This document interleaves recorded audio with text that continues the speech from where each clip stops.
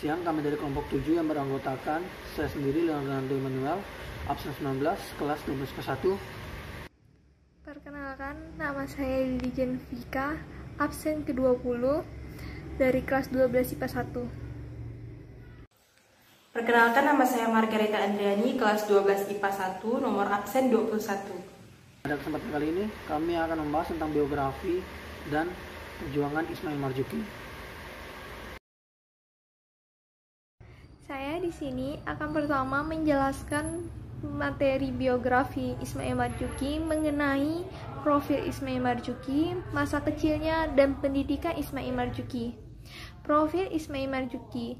Beliau lahir pada tanggal 11 Mei 1914, Kuitang, Senin, Jakarta Pusat, Jakarta, dan meninggal pada tanggal 25 Mei 1958, Kampung Bali, Tanah Abang, Jakarta Pusat, Jakarta.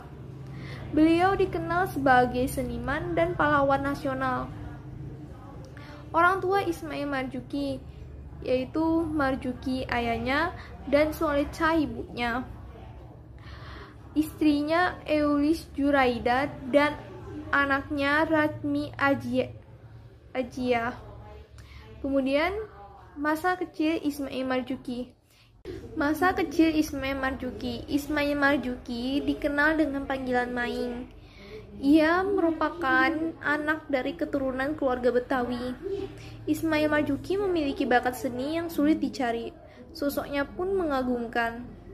Ismail Marzuki dikenal sebagai pemuda yang berkepribadian luhur dan tergolong anak pintar. Ismail Marzuki juga senang berpenampilan necis, baju disetrika licin, sepatu mengkilat, dan juga senang memakai dasi. Darah seni yang mengalir pada Ismail Marzuki mirip seperti ayahnya. Ayahnya Ismail Marzuki gemar memainkan kecapi dan piawai dalam melantunkan lagu-lagu Islam. Jadi tidak heran jika sejak kecil Ismail Marzuki tertarik dengan lagu-lagu. Kemudian, pendidikan Ismail Marzuki. Ismail Marzuki disekolahkan ayahnya ke sebuah sekolah Kristen NHIS Idenburg Menteng. Nama panggilan Ismail Marzuki di sekolahnya yaitu Benyamin. Ayah Ismail merasa khawatir kalau Ismail Marzuki akan bersifat kebelanda-belandaan. Maka dari itu, ayahnya memindahkan Ismail ke sebuah sekolah madrasah Unwanul Fala di Kuitang. Setiap kenaikan kelas, ayahnya membelikan Ismail alat musik seperti gitar, harmonika, bahkan kecapi. Kemudian Ismail setelah lulus dari Madrasah Unwanul Fala, ia melanjut bergabung ke Mulo dan membentuk grup musik sendiri. Di grup musik sendiri, Ismail gemar memainkan alat musik banyo dan gemar menyanyikan lagu-lagu gaya Dixieland serta lagu-lagu barat yang digandrungi pada masa itu. Sekian yang dapat saya sampaikan. Materi selanjutnya akan dilanjutkan oleh Leonardo Emmanuel. Karir Ismail Marzuki. Setelah tamat Mulo, Ismail Marzuki bekerja di Koni Service Station sebagai kasir. Ia kemudian pindah pekerjaan dengan gaji tidak tetap sebagai verkoper atau penjual piringan hitam produksi Columbia dan Poldor yang berkantor di Jalan Norwijik, sekarang Jalan Insinyur Hajuanda, Jakarta. Penghasilannya tergantung pada jumlah piringan hitam yang dia jual. Pada 1936, Ismail Marzuki memasuki perkumpulan orkes musik Live Jawa sebagai pemain gitar, saksofon, dan harmonium pompa. Perjuangan Ismail Marzuki. Meskipun dikenal sebagai seniman atau musisi, Ismailnya tanya nyaris selalu ada saat terjadi pertempuran. Misalnya di Jakarta. Pada awal September 1945, saat nikah atau Belanda datang, juga ketika meletusnya peristiwa Bandung Lautan Api di medio Maret 1946. Sikap perlawanan juga pernah ia tunjukkan sewaktu Belanda mengambil alih Radio Republik Indonesia atau RRI di Jakarta dan mengganti dengan nama Radio Omroep in Overgangstig. atau Royo pada akhir 1946. Ismail Marzuki memang kerap mengisi siaran musik di RRI dirayu agar mau bekerja di Royo. Belanda menawarkan gaji besar, mobil, dan berbagai fasilitas lainnya. Namun, menurut Ahmad Narot dalam Bang Maing Anak Betawi 1982, semuanya itu ia tolak dengan tegas. Daripada bekerja sama, terlebih lagi bekerja untuk kepentingan Belanda, Ismail memilih hengkang dari RRI yang telah berubah wujud menjadi Royo itu. Begitulah cara yang ia lakukan untuk menjaga harga diri dan martabat negara.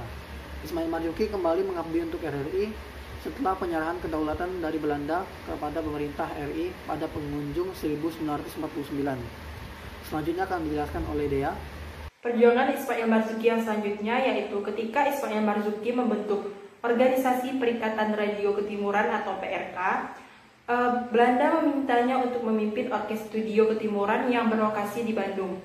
Orkesnya banyak membawakan lagu-lagu barat. Pada periode ini, Ismail Marzuki banyak mempelajari lagu-lagu barat yang kemudian diubahnya dan diterjemahkannya ke dalam bahasa Indonesia. Seperti lagu ciptaannya R. Karsov yang diterjemahkannya ke dalam bahasa Sunda menjadi Panon Hideung, dan selanjutnya sebuah lagu ciptaannya berbahasa Belanda tapi memiliki intonasi ketimuran, yakni lagu Als de Orchiden Bloeien. Lagu ini kemudian direkam oleh perusahaan piringan hitam His Master Voice atau HMV, dan kelak lagu ini diterjemahkan lagi ke dalam bahasa Indonesia dengan judul Bila Anggrek Mulai Berbunga. Pada tahun 1934, Belanda membentuk Netherlands Indies Radio Omroep Maatschappij PG atau NIROP, dan orkes musik Live Java mendapat kesempatan untuk mengisi acara siaran musik. Namun, Ismail Marzuki mulai menjauhkan diri dari lagu-lagu barat dan mulai menciptakan lagu-lagu sendiri yang diantaranya yaitu Alibaba Rumba oleh Lady Kotaraja dan Nia Aini. Melalui lagu-lagu ciptaannya, Ismail Marzuki menggelorakan semangat para pejuang Republik Indonesia untuk mempertahankan martabat bangsa. Cukup banyak karya ciptaannya yang mengangkat tema perjuangan Indonesia. Misalnya yang pertama, Gugur Bunga yang menceritakan tentang gugurnya para pahlawan ketika masa perjuangan, dan yang kedua yaitu lagu Rayuan Pulau Kelapa yang menceritakan tentang keindahan alam di Indonesia, dan yang ketiga yaitu Bandung Selatan di Waktu Malam menceritakan tentang keindahan Bandung di bagian selatan, yang keempat yaitu Karangan Bunga dari Selatan, yang kelima yaitu Selamat Datang Pahlawan Muda yang menceritakan tentang pahlawan-pahlawan muda, yang keenam yaitu ada lagu Indonesia Pusaka yang menceritakan tentang kecintaan tanah air hingga akhir hayat. Dan yang ketujuh yaitu lagu Ismail Marzuki yang paling terkenal yaitu Halo Halo Bandung yang menceritakan tentang peristiwa Bandung Lautan Api pada tahun 1946. Beberapa karya Ismail Marzuki yang terkenal yaitu yang pertama, pada tahun 1931 Ismail Marzuki untuk pertama kalinya menciptakan lagu yang berjudul O Sarina yang syairnya ditulis dalam bahasa Belanda. Pada tahun 1935, ketika Ismail Marzuki berumur 21 tahun, ia membuat lagu yang dalam bentuk keroncong yang berjudul Keroncong Serenta. Pada tahun 1936, Ismail Marzuki menciptakan lagu Roslini yang judulnya ini membawa kita ke suasana romantis alam Hawaii di Samudra Pasifik.